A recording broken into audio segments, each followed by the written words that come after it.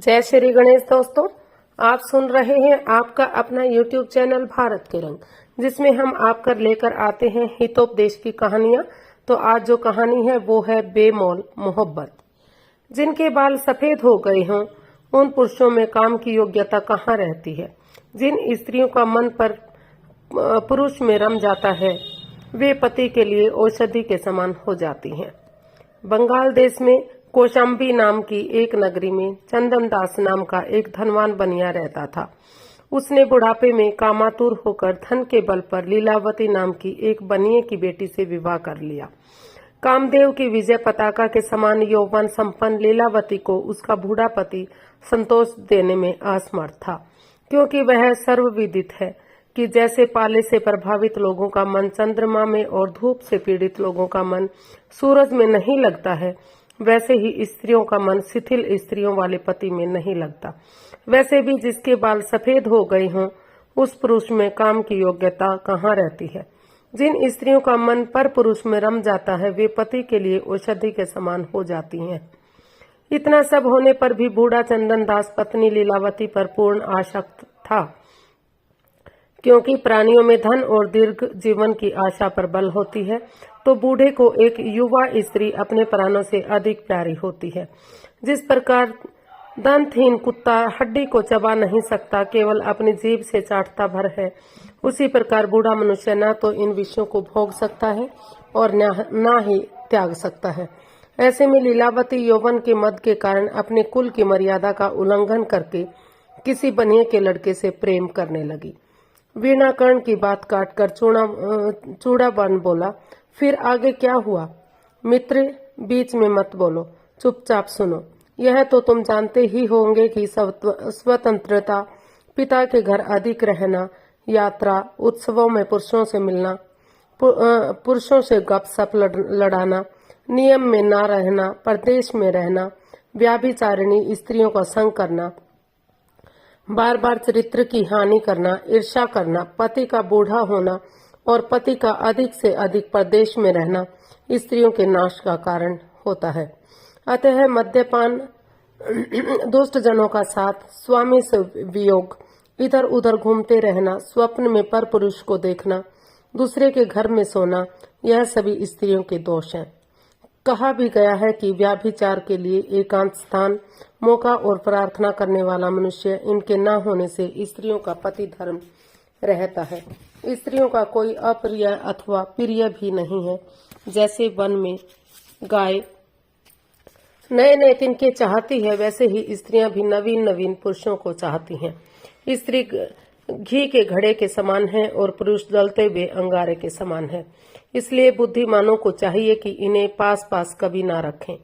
यहाँ तक कि पुरुष को माता, बहन और बेटी इनके पास भी एकांत में नहीं बैठना चाहिए, क्योंकि इंद्रियां बहुत बलवान होती हैं। ये जितेंद्रिय को भी वश में कर लेती हैं। बचपन में पिता, जवानी में पति और बुढ़ापे में पुत्र रक्षा करता है। इसलिए स्त्री को स्वतंत्र नहीं रखना चाहिए। एक दिन पति की अनुपस्थिति में लीलावती अपने प्रेमी के साथ पलंग पर बैठी बातें बना रही थी कि इतने में अचानक उसका पति चंदन दास आ गया। वह पति को देखकर यकायक उठी और बाल पकड़कर अत्यंत चिपटकर उसको चूमने लगी और इस अवसर पर मौका देखकर उसका यार भाग गया। इस विषय में कहा भी गया है कि जो शास्त्र शुक्राचार्य जानते हैं और जो शास्त्र बृहस्पति जी जानते हैं, वह शास्त्र स्त्री की बुद्धि में स्वाभाविक रूप से होता है। पड़ोसन ने जब लीलावती को अपने पति से इस प्रकार प्रेम लिंगन करते देखा तो वह सोचने लगी, भला यह जवान औरत अपने बूढ़े पति से क्यों लिपट रही है। फिर उस कूटनी ने जब लीलावती के ऐसा करने का कारण जाना तो उसने लीलावती को अकेली देखकर फटकारा। इसलिए मैं कहता हूँ कि अचानक युवा स्त्री किसी बूढ़े को चूमे तो इसके पीछे कोई कारण जरूर होता है। कथा सुनाकर वीणाकर्ण बोला, चूहे के बल के अहंकार के पीछे भी कोई कारण जरूर होगा। मुझे लगता है इसमें धन की अधिकता ही होगी, क्योंकि सर्वत्र संसार में सब मनुष्य धन से ही बलवान होते हैं। यहाँ तक कि राजाओं की प्रभुता भी जड़ भी धन ही है। ऐसा सब कहकर वो दोनों एक कुदाल लेकर आए और फिर उन्होंने मेरा बिल खोदना आरंभ कर दिया। यहाँ तक कि उन्होंने बिल खोदकर मेरा बहुत दिन का इकट्ठा किया हुआ धन, जो कि मैंने बहुत परिश्रम और लगन से एकत्रित किया था, सब ले लिया। अपना धन छिन जाने पर मैं बहुत निराश हुआ और उसी दिन से मैं शक्तिहीन, पराक्रम और उत्साह रहित हो गया। मेरा मन इतनी निराशा में डूबा कि मैं अपना आहार ढूंढने में भी स्वयं को अयोग्य समझने लगा। पर पेट तो भरना ही पड़ता है। एक दिन भयभीत सा धीरे धीरे चलता हुआ आहार ढूंढ रहा था कि इतने में मुझे चूड़ाकर्ण ने देखा और कहा, दुनिया में आदमी धन से ही बलवान और धन से ही पंडित माना जाता है। इस पापी चूहे को देखो, धनहीन होने से अपनी जाति के समान हो गया, अर्थात धनहीन होते ही सामान्य चूहा मात्र रह गया है। अल्प बुद्धि और मनहीन व्यक्ति के सभी कार्य बिगड़ जाते हैं, जैसे गर्मी के मौसम में छोटी छोटी नदियां सूख कर बिगड़ जाती हैं। और यह भली भांति जान लो कि दुनिया में जिसके पास धन है उसी के सब मित्र और उसी के सब बंधु हैं। धन की यही परिभाषा है कि जिसके पास यह जितना अधिक होता है उतना ही वह पुरुष महान और पंडित होता है। जिसका कोई सच्चा मित्र ना हो या जिस पुरुष के पुत्र ना हो उसका घर सूना होता है।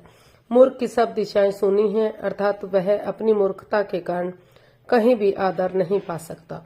दरिद्रता तो सब सूनों का घर है, अर्थात सब सुखों से रहित है। यहाँ तक कि दरिद्रता और मृत्यु दोनों में दरिद्रता सबसे बुरी है, क्योंकि मृत्यु तो कुछ क्षण का दुख होती है, जबकि दरिद्रता हमेशा दुख देती है।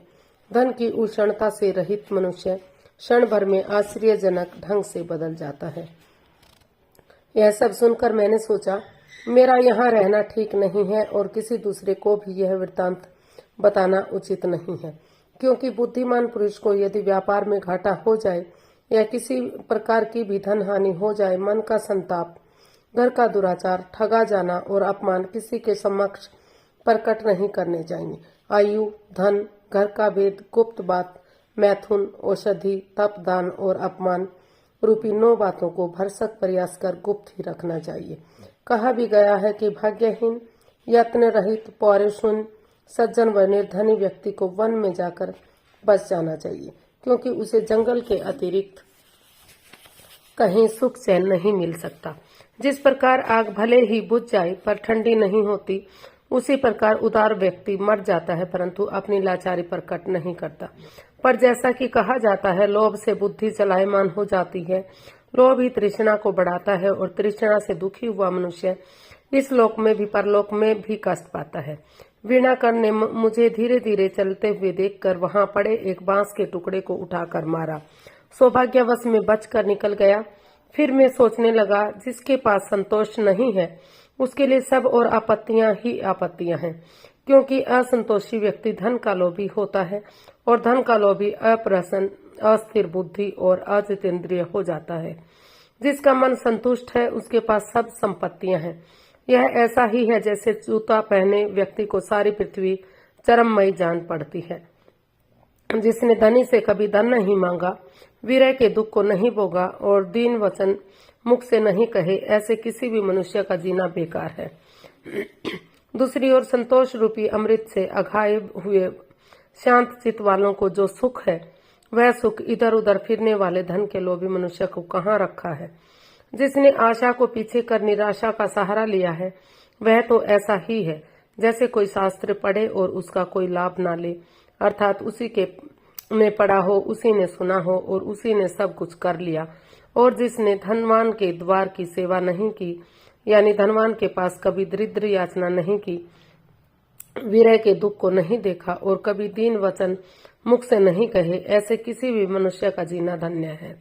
क्योंकि जिसको तृष्णा ने घुमा रखा है, उससे 100 जीवन भी क्या दूर है, 100 योजन भी क्या दूर है। संतोषी के हाथ में धन आ जाने पर भी आदर नहीं होता।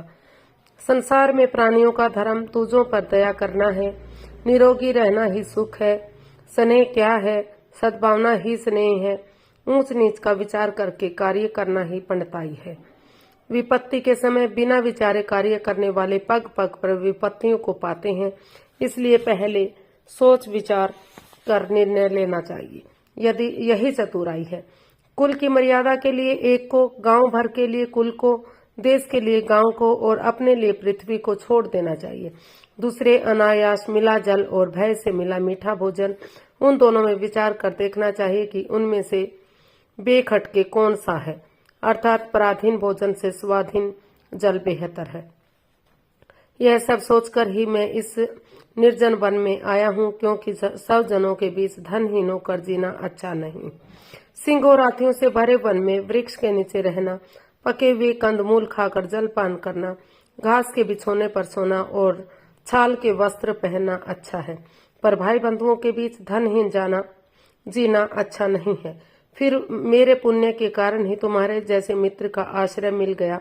संसार रूपी विष वृक्ष के दो ही रसीले फल हैं, अर्थात एक तो काव्य रूपी अमृत के रस का स्वाद और दूसरा सज्जनों का संग।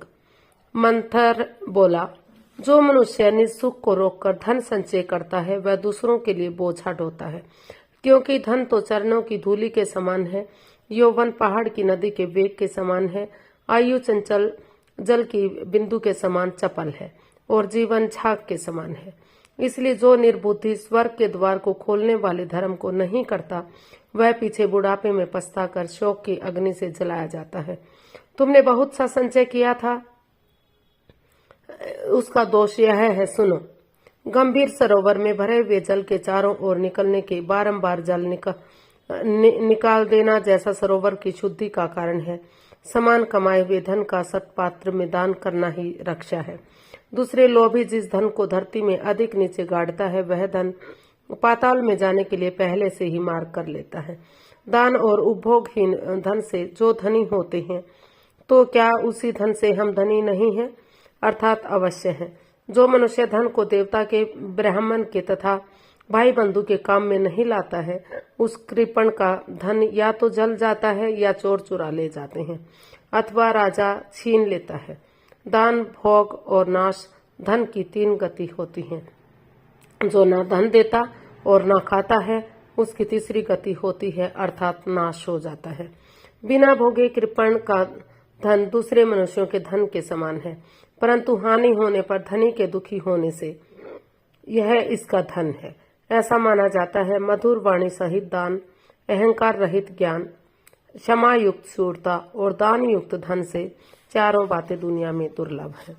संचय नित्य करना चाहिए, पर अति संचय करना ठीक नहीं है, क्योंकि अधिक संचय करने वाला गीदड़ की तरह मारा जाता है।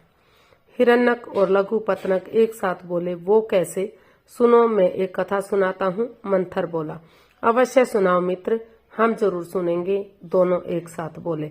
तो कैसी लगी दोस्तों कहानी? अगर कहानी अच्छी लगी